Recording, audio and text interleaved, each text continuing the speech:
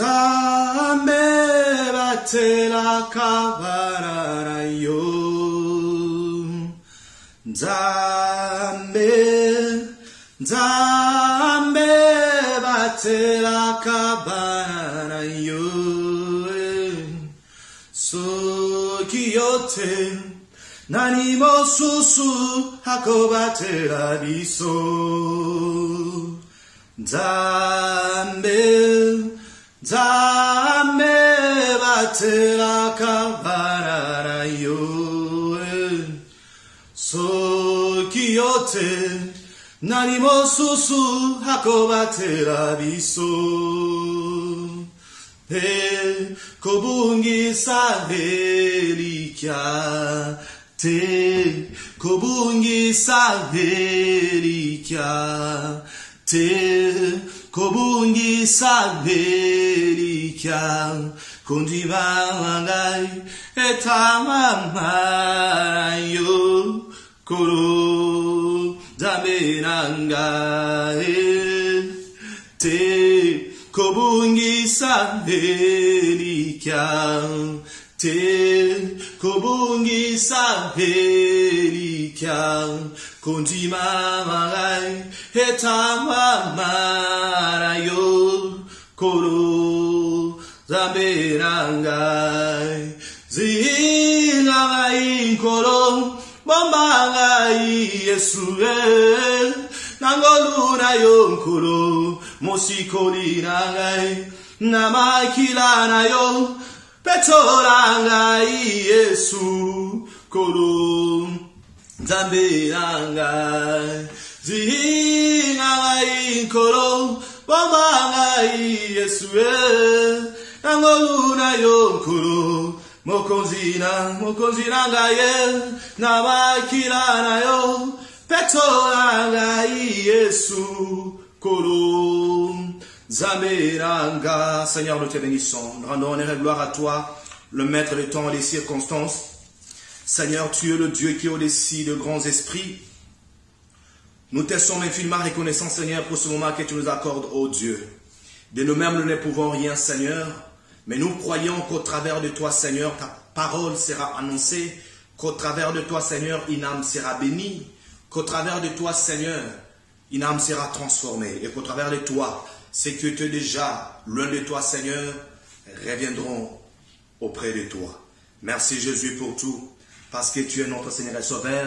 Merci pour le bien que tu nous fais. Merci pour le Saint-Esprit. Merci pour le pardon de nos péchés. Merci Seigneur, car tu es Dieu, tu es tellement Dieu. Amen. Les ciels et la terre passeront, mais la seule chose qui demeurera éternellement, la Bible déclare que c'est la parole de Dieu. Voilà pourquoi pendant ce moment, bien-aimés, nous voulons partager la parole du Seigneur. La parole soutient, la parole maintient, la parole élève. Voilà pourquoi nous voulons partager cette parole de Dieu partout où vous vous retrouvez, partout où vous nous suivez. Nous croyons qu'au travers de cette parole, vous serez fortifiés, qu'au travers de cette parole, une âme sera bénie. Avant que nous puissions nous plonger dans le propos de ce jour, nous voulons d'abord ouvrir une parenthèse. Il est vrai que notre pays traverse un moment très difficile et personne n'ignore cela. Notre pays traverse un moment difficile où certaines personnes arrivent même à renier la foi. Il y a certaines personnes qui disent à quoi bon de prier? Et si on priait, si Dieu existait, pourquoi telle ou telle autre chose arrive? Si Dieu existait, telle ou telle autre chose n'allait pas arriver. Et certains même arrivent à dire que l'Éternel n'aime pas les Congos, que l'Éternel ne plie au Congo. Mais je voudrais dire à quelqu'un pendant ce moment que vous nous suivez, la vérité et la réalité est que nous sommes chrétiens, et nous croyons en Dieu par les truchements de notre Seigneur et Sauveur Jésus-Christ. Mais cela ne veut pas dire que parce que nous croyons en Dieu, le malheur n'arrivera jamais. Cela ne veut pas dire que parce que tu crois en Dieu, parce que tu as placé ta foi en Dieu, parce que tu crois au message de Jésus-Christ, que le malheur n'arrivera pas. Non, la Bible dit, les malheurs atteignent souvent les justes, mais l'Éternel l'en délivre toujours. C'est pour dire que les malheurs, nous serons frappés toujours par le malheur. Nous nous retrouverons toujours dans des moments difficiles et compliqués pendant que nous sommes sur cette terre, bien-aimés. Tout peut nous arriver à n'importe quel moment. Mais l'assurance est que Dieu ne nous laissera jamais dans cette situation éternellement. La situation dans laquelle notre pays se retrouve. La vérité en est que nous ne resterons pas dans cette situation éternellement. Un moment viendra et l'Éternel Dieu sauvera son peuple. En tant que chrétien ou chrétien, en tant que serviteur de Dieu, nous avons cette charge de prêcher la parole de Dieu dans n'importe quelle circonstance et encourager les enfants de Dieu à continuer à croire en Dieu, quels que soient les moments, à ne pas perdre espoir en Dieu, à ne pas perdre la foi en Dieu. Parce que le moment est difficile, cela ne veut pas dire que nous devons renier la foi. Quelqu'un disait, parce que tu es affamé, parce que tu n'as pas retrouvé à manger, parce que la nourriture ne plus, tu ne vas pas détacher les dents. Parce que le moment viendra que tu auras à manger et tu te serviras de tes dons pour manger ta nourriture. Je vis les gens déchirer leur Bible en plein air, dire que Dieu n'existe plus. J'ai vu les gens prendre la décision de ne plus prier, de ne plus aller à l'église, en train de dire que Dieu n'existe plus. Pourquoi? Parce qu'il y a des tueries par-ci, par-là. Parce que les gens sont tués. Parce qu'ils sont en train de lutter pour voir certaines choses changer. Et les choses ne changent pas. Et ils disent, mais à quoi bon de prier? Ha! Oh, alléluia. S'il vous plaît, ne cédez pas la place au diable, bien-aimé. Ne cédez pas la place au Satan. Tout ce que nous sommes en train de voir, bien-aimé, il y a des choses qui arrivent afin que tu sois détaché de la parole de Dieu, afin que tu renies la foi. Bien-aimé, le moment est difficile. Le moment est très difficile. Bien sûr, la situation dans laquelle notre pays traverse, cela exige la participation de tout le monde. J'ai entendu quelqu'un dire, l'heure est grave. Certainement, l'heure est grave. Nous avons besoin de la participation de tout le monde. La participation des hommes de Dieu, la participation des intercesseurs, la participation de tous ceux-là qui ont encore leur foi placée en Dieu. Parce qu'ils croient qu'un jour les choses changeront. Bien aimé, mais si tout le monde commence à aller dans une direction contraire, dire que renions la foi, dire que laissons la prière, il ne sert à rien de prier parce que les choses ne changent plus. Bien aimé, ça ce n'est pas la bonne voie. Voilà ce que Paul dit. C'est lui qui aura persévéré jusqu'à la fin, celui-là sera sauvé. Bien-aimé, c'est lui qui persévérera jusqu'à la fin, celui-là sera sauvé. Qu'est-ce que cela veut dire? Les tribulations viendra, les moments difficiles viendront, où tu seras tué, ta femme sera tuée, tes enfants seront tués. Mais si tu persévères avec Dieu, si tu persévères, un jour, tu seras sauvé. Encourageons-nous à tenir ferme dans la foi parce que Christ est vivant. Notre joie sera parfaite. Les tribulations viendront, les attaques viendront. On nous tuera, on nous persécutera. Tout cela pour qu'on arrive à renier la foi en notre Dieu. Bien-aimés, mais ne lâchons pas. Ne lâchons pas. Continuons toujours sur cette même voie car c'est la voie qui paye. La voie de Dieu. C'est la voie qui paye. C'était juste une parenthèse que je vais rapidement refermer parce que nous allons partager un autre propos qui est très très important que je voudrais que nous puissions partager ensemble, bien-aimés, partout où vous vous retrouvez. Je voudrais que nous puissions partager cette parole du Seigneur, que tu puisses aussi la partager avec ceux de ta famille, avec tes amis, avec ceux avec qui tu travailles. Bien-aimés, nous allons partager la pensée du Seigneur sur un sujet intitulé « Ce n'est pas par hasard ». Ce n'est pas par hasard. Est-ce que tu t'es déjà posé la question de savoir pourquoi toi tu as été né vivant pendant que les autres sont nés morts? Est-ce que tu as déjà posé cette question-là? Pourquoi c'est seulement toi qui occupes cette fonction-là? Pose-toi cette question-là, bien-aimé. Pourquoi tu as ce que tu as pendant que l'autre n'en a pas? Pourquoi c'est moi qui fais cette exhortation? Pourquoi? Je me pose aussi la même question. Pourquoi c'est moi qui fais cette exhortation pendant ce moment? Pourquoi? Nous nous poserons plusieurs questions de savoir pourquoi seulement moi? Pourquoi seulement moi qui a ce que j'ai? Pourquoi seulement moi qui a été né vivant pendant que les autres sont nés morts? Pourquoi c'est moi qui est à côté du président? Pourquoi c'est moi qui ai les conseillers du président, les conseillers du ministre? Pourquoi c'est moi qui ai en relation avec telle ou telle autre personnalité? Pourquoi? Pose-toi cette question-là. Donc, nous pouvons conclure qu'il y a un objectif derrière chaque existence. On n'existe pas par un simple du hasard. Il y a un objectif derrière ton existence. Et chaque chose ou chaque opportunité ou occasion que Dieu nous donne, c'est pour un objectif. Donc, il y a un objectif que tu sois là où tu es aujourd'hui. Il y a un objectif que je fasse cette exhortation maintenant. Il y a un objectif que tu aies les contacts que tu as là. Il y a un objectif. Ce n'est pas par un hasard. Et les hasards n'existent pas. Amen. Nous allons partager notre pensée dans le livre d'Esther. Nous allons lire Esther chapitre 4, Esther 4, à partir du 10e verset jusqu'au 17e. Nous lisons la parole du Seigneur au nom de Jésus-Christ. Esther dit à Atlak, en lui ordonnant de les rapporter à Mardoché.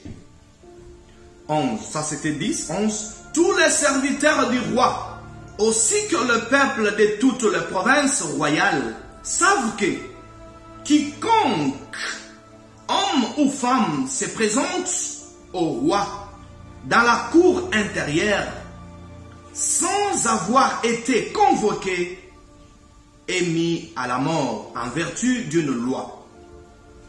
La même pour tous.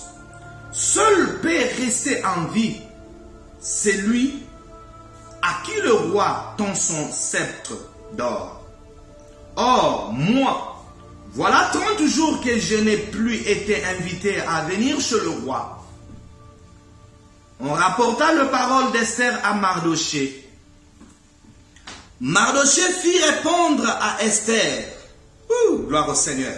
Ne t'imagine pas, majesté, que tu échapperas seul d'entre tous.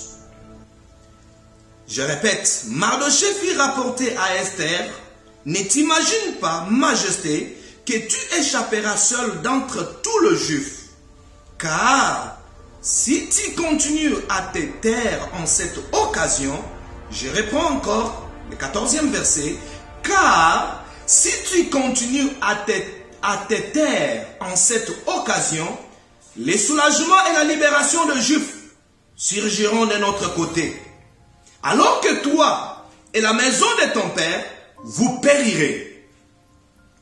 D'ailleurs, qui sait, si ce n'est pas pour une occasion comme celle-ci, que tu es parvenu à la royauté.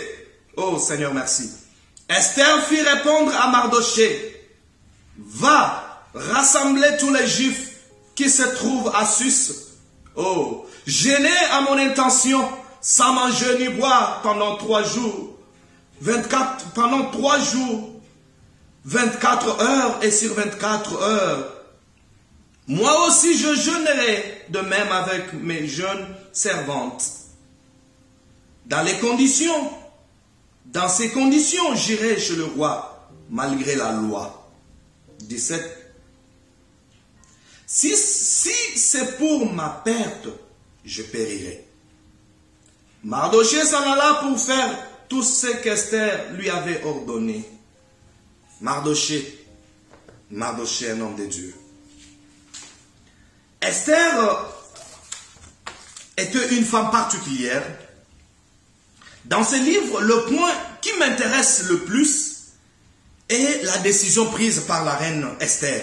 Au moment où le roi avait pris la décision de ne recevoir personne dans la cour royale, sauf par son invitation. Bien-aimé, toute personne qui se présenterait, ça c'est la décision du roi, toute personne qui se présenterait dans la cour royale sans l'accord du roi devrait être mise à mort. Parlons un peu d'Esther pour enfin comprendre la faveur et la grandeur de Dieu. Dieu est grand. Je voudrais que vous puissiez me suivre attentivement, bien-aimés. Parce que ce n'est pas un signe du hasard que nous partageons cette parole en ce moment. Esther était une fille d'une basse classe. Elle n'était pas une fille d'une, comme on le dit, d'une cursus honorum. Non, elle était une fille ou une dame d'une basse classe, adoptée par son oncle Mardochée. Elle était orpheline de père et de mère. Lorsque le roi Assuérus a répudié sa femme, la reine Vati, il envoya ses serviteurs, allez-y me chercher une femme. On a envoyé les serviteurs, le roi Assuérus a envoyé ses serviteurs partout pour qu'on aille lui chercher une femme qui devrait devenir la reine et prendre la place de Vati. Parmi plusieurs filles, la faveur de Dieu tomba sur Esther. Et il y avait des filles, très belles de figure. Mais nous notons quelque chose, que Esther était une belle femme. Mais parmi plusieurs, la grâce de Dieu est tombée sur Esther. La faveur de Dieu est tombée sur Esther. Et là, nous comprenons que ce n'est pas par un hasard que la grâce de Dieu est tombée sur Esther parmi tant d'autres filles. Bien sûr qu'elle était belle, mais j'ose croire qu'il y avait aussi certaines filles qui étaient belles. Mais la faveur de Dieu est tombée sur Esther. Donc, il y avait un objectif que Dieu voulait accomplir au travers d'Esther. Dieu avait une mission à accomplir dans le futur en choisissant Esther. Parce que l'Éternel Dieu est le maître de temps et des circonstances. Il connaît la chose avant qu'elle arrive. Il connaît le nombre de tes cheveux. Il connaît ce que toi tu ne connais pas encore aujourd'hui.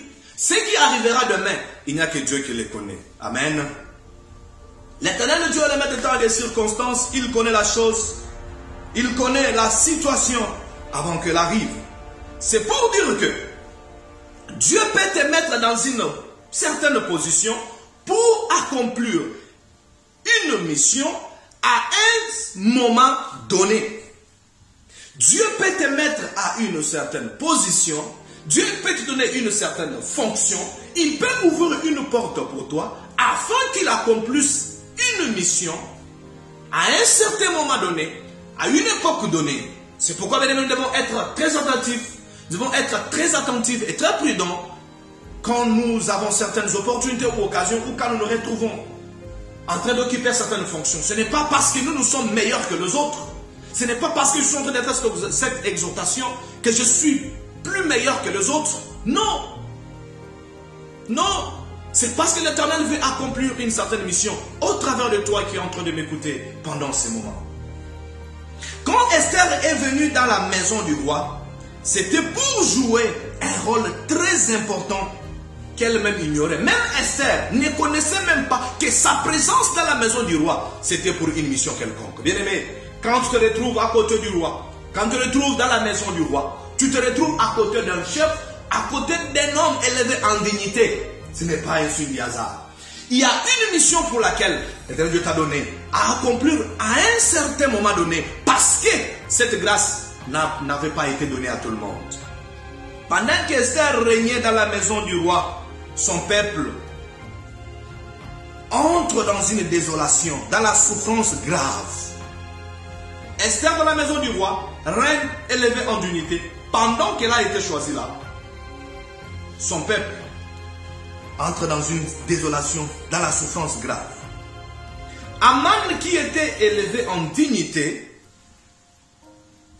par le roi, n'a pas tenu compte des honneurs qu'on lui accordait par d'autres personnes.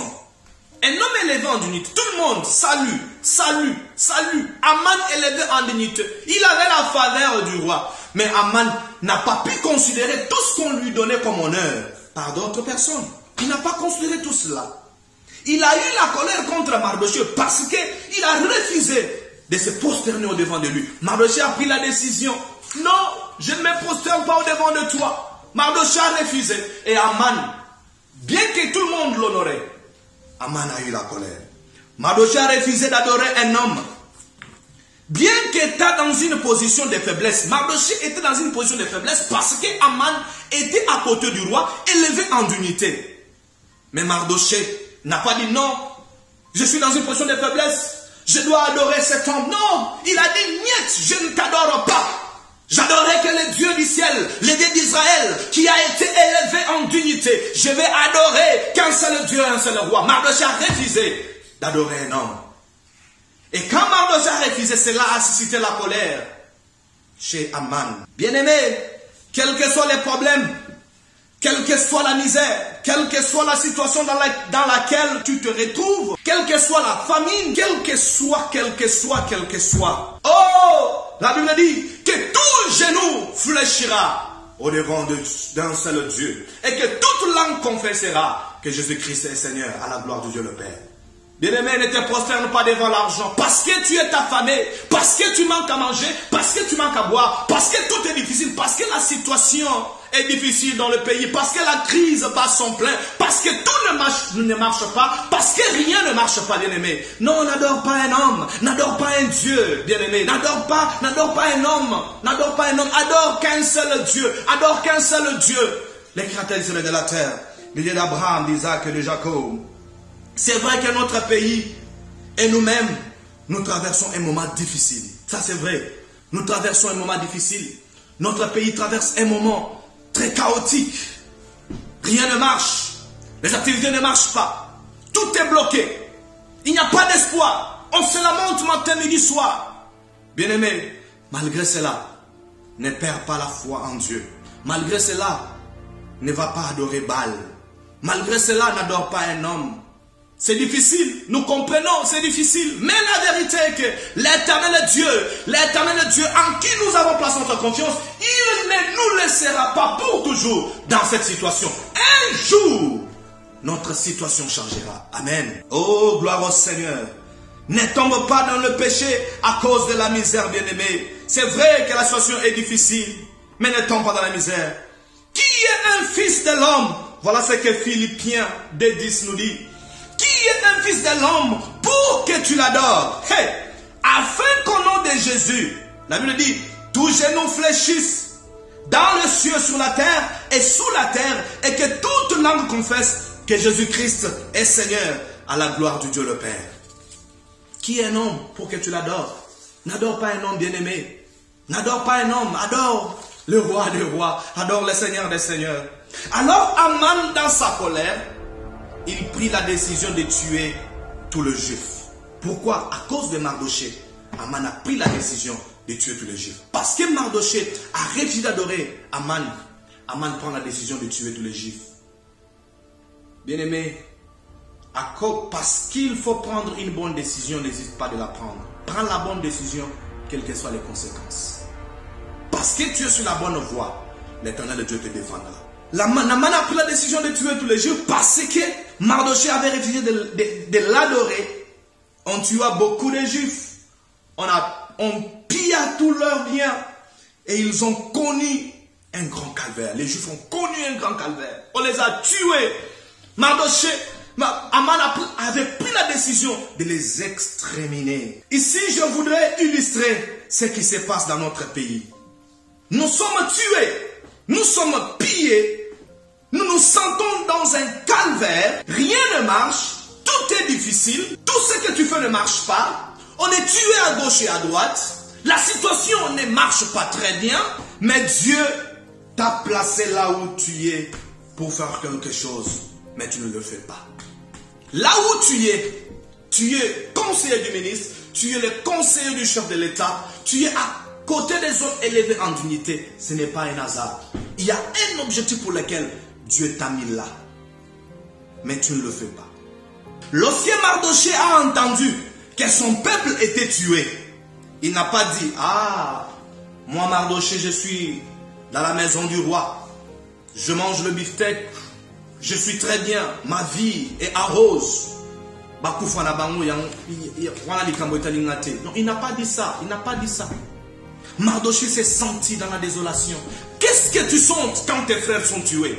Qu'est-ce que tu ressens en toi quand tu sens que tes frères sont tués, ils sont pillés, ils sont marginalisés? Qu'est-ce que tu sens? Qu'est-ce que tu sens? Bien-aimé, Mardochée n'a pas fermé l'œil. Quand il a entendu que les Juifs étaient tués, Mardochée s'est élevé.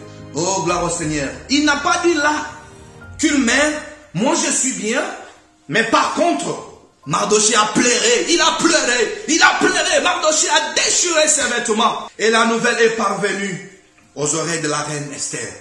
Esther était déjà dans la cour royale, était déjà élevée en dignité. Quand Mardochée a entendu que ses frères étaient tués, Mardochée a déchiré ses vêtements. Mardochée s'est levé. Oh, et la nouvelle est parvenue aux oreilles du roi. Qu'est-ce qui se passe? Aux oreilles de la reine plutôt. Mais pendant que la nouvelle parvient aux oreilles de la reine, les rois ne recevaient pas les gens dans la cour royale depuis 30 jours. Bien aimé, la situation difficile, l'Égypte en train d'être tuée. Mardochée a cru que c'est Esther qui pouvait faire quelque chose pendant ce moment parce qu'elle pouvait rapporter le message au roi. Les rois ne reçoivent pas. 30 jours, ils ne reçoivent pas. Oh Seigneur, même si le roi ne reçoit pas, même si le roi ne reçoit, mais nous avons le roi des rois qui reçoit 24 heures sur 24, il ne prend jamais de congé et quand il se lève, les choses changent en bien. La reine Esther a voulu donner cette raison que le roi ne reçoit pas. Elle a voulu dire à Mardochée, Mardochée, le roi ne reçoit pas, ça fait de cela 30 jours. Qu'est-ce que je peux faire, Mardochée? Oh, la reine Esther, malgré tout cela, alors il n'y a pas moyen de le voir pour trouver la solution au problème des Juifs. Il n'y a pas moyen. Voilà la raison avancée par la reine Esther. Mardochée a envoyé la nouvelle à la reine Esther pour qu'elle implore la grâce du roi sur le Juif. Mais hélas, les rois ne reçoivent pas. Ils sont tués. Les rois pouvaient dire un mot, mais les rois ne reçoivent pas. Oh Seigneur, les rois ne reçoivent pas. Oh gloire au Seigneur. Bien-aimés, portons nos regards vers Dieu. Notre Dieu qui est le roi de tous les rois reçoit à tout moment. J'aime la réponse de Mardochée à la reine Esther. Pendant ce moment que tout ne marchait pas, la reine a pris la décision de dire que rien ne marche. Pendant ce moment, le roi ne reçoit pas. Je ne sais pas ce que je peux faire à ce moment. Et Mardochée lui donne une réponse. Et j'ai aimé la réponse donnée par Mardochée. Voilà la réponse. J'aime la réponse de Mardochée à la reine Esther. Et cela nous retrouvons toujours dans Esther 4, 13 jusqu'à 17.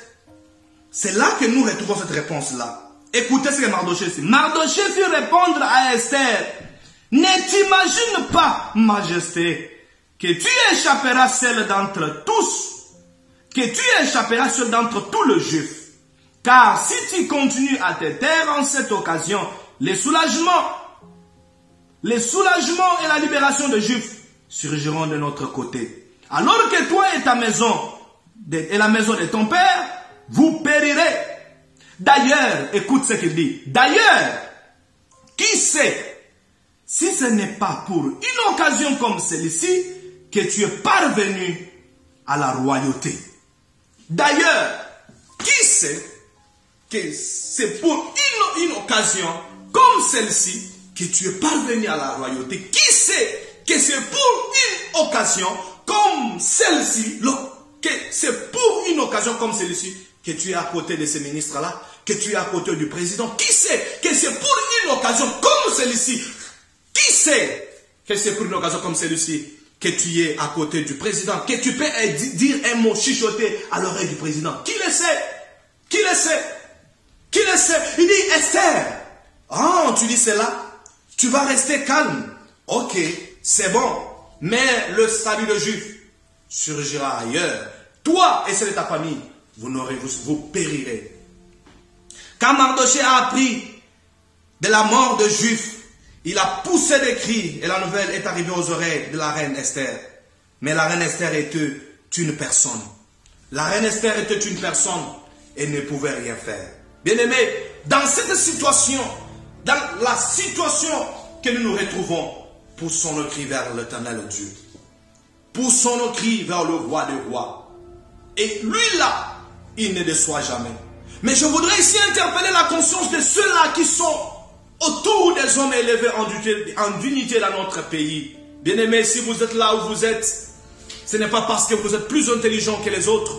Ce n'est pas parce que vous êtes, je ne sais comment, mais c'est parce que l'Éternel Dieu vous a placé là. C'est par la grâce du Seigneur que vous vous retrouvez là-bas. Parce que vous dites que toute autorité vient de l'Éternel. C'est la Bible qui le dit. Vous soutenez ces écritures. C'est bien, mais appliquez-les. Toute autorité vient de Dieu. Parce Parce que vous êtes là, vous croyez que c'est par la grâce de Dieu que vous vous retrouvez là, bien-aimés, je vous dis. Ne restez pas calme. Ne restez pas calme. Le peuple est en train de mourir. Les choses ne marchent pas. Mais tu es dans une position de dire quelque chose au roi. Pourquoi tu ne le dis pas? Mais j'ai aimé une chose. Esther était dans une position de faiblesse. Les rois avaient pris la décision de ne pas recevoir. Mais voilà ce qu'Esther dit.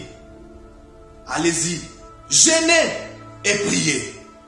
Jeûnez, priez. Moi aussi, ensemble avec mes servantes, nous allons jeûner, nous allons prier.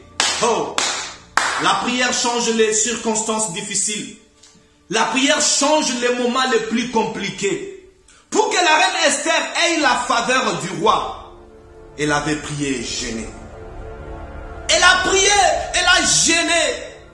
Les rois qui ne recevaient pas, les rois l'ont reçu. Bien-aimés, notre pays traverse un moment très difficile, mais il y a une chose que nous ignorons. Nous ignorons qu'il n'y a que Dieu qui peut changer cette situation. C'est pourquoi, bien-aimés, j'encourage les heureux, je vous encourage. Pasteurs, hommes de Dieu, évangélistes, serviteurs et servantes, intercesseurs, intercesseuses, pendant ces moments, poussons les cris vers le roi des rois. Pendant ce moment, portons nos regards vers Dieu. Car il est le seul qui peut changer cette situation. Car il est le seul qui peut transformer cette situation qui est si difficile, bien-aimé. Pendant que tu pries, prends un moment d'intercéder pour notre nation. Pendant que tu es en train de prier, prie, intercède pour le pays. La Bible dit que l'Éternel a le cœur de tous les rois entre ses mains. Il a le cœur des rois entre ses mains. Et il le tourne vers ceux-là qui le veulent. Il a le cœur de tous ces rois, de tous ces hommes élevés du l'Éternel à leur cœur entre ses mains. Oh Seigneur Dieu, merci. Jeûnons, prions, allons, prions, intercédons pour notre Dieu. Posons les actions. Et notre Dieu ne nous laissera jamais. Ne nous laissera jamais. Je voudrais interpeller, comme je venais encore de le dire, la conscience de ces hommes élevés en unité qui sont autour des hommes, la conscience de toute personne qui est autour de celles élevées en dignité. Ce n'est pas par un signe du hasard. Tu es là pour une mission. Tu es là pour accomplir quelque chose. Accomplis-la. Et l'Éternel Dieu fera quelque chose. Mais si tu t'étais, tu dis que moi je suis dans les bonheurs, je ne fais absolument rien. Bien-aimé, le moment viendra que le salut des Congolais viendra. Le salut des Congolais viendra ailleurs. Et tu n'auras nulle part dans ce salut-là. Et ça sera trop tard. Voilà pourquoi, bien-aimé, je voudrais que nous partageons cette pensée que Dieu nous a mis à cœur.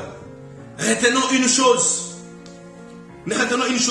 Esther, dans le néant, Dieu l'a élevée. Elle s'est retrouvée dans la maison du roi. Pourquoi? Parce qu'il y avait une mission à accomplir. Tu étais dans le néant. Aujourd'hui, tu es à côté des hommes élevés en unité. Sache qu'il y a une mission à accomplir. Tu as quelque chose à leur dire. Parce que quand Esther s'est approchée auprès du roi, elle a dit, roi, mes frères sont en train de mourir. Et la décision a changé. Là où Aman devrait mourir, là où Mardochée allait mourir, c'est Aman qui est mort. Donc toutes les décisions prises ont été annulées. Grâce à ce que Esther a dit au roi.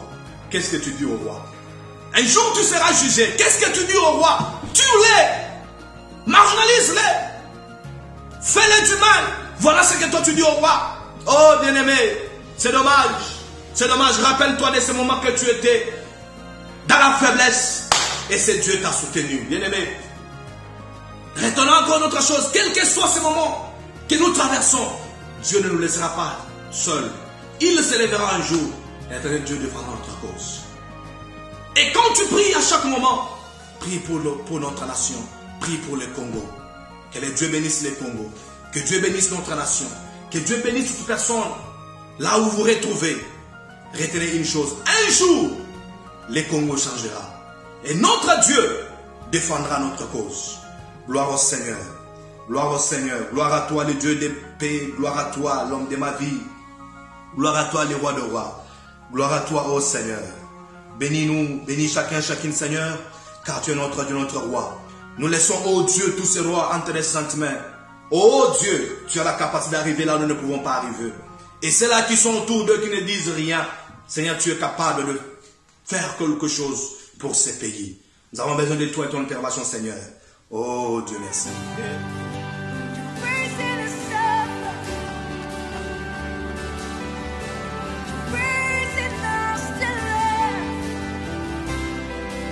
How